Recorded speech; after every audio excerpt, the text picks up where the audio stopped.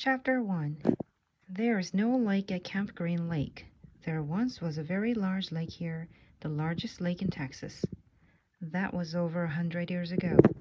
Now it is just a dry, flat wasteland. There used to be a town of Green Lake as well. The town shriveled and dried up along with the lake and the people who lived there. During the summer, the daytime temperature hovers around 95 degrees in the shade, if you can find any shade. There's not much shade in a big, dry lake. The only trees are two old oaks on the eastern edge of the lake. A hammock is stretched between the two trees, and a log cabin stands behind that. The campers are forbidden to lie in the hammock. It belongs to the warden. The warden owns the shade. Out on the lake, rattlesnakes and scorpions find shade under rocks and in the holes dug by the campers. Here's a good rule to remember about rattlesnakes and scorpions.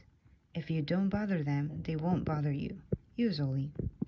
Being bitten by a scorpion or even a rattlesnake is not the worst thing that can happen to you. You won't die, usually. Sometimes a camper will try to be bitten by a scorpion or even a small rattlesnake. Then he will get to spend a day or two recovering in his tent, instead of having to dig a hole out on the lake. But you don't want to be bitten by a yellow spotted lizard. That's the worst thing that can happen to you. You will die a slow and painful death. Always.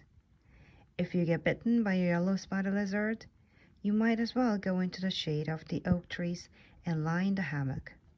There's nothing anyone can do to you anymore.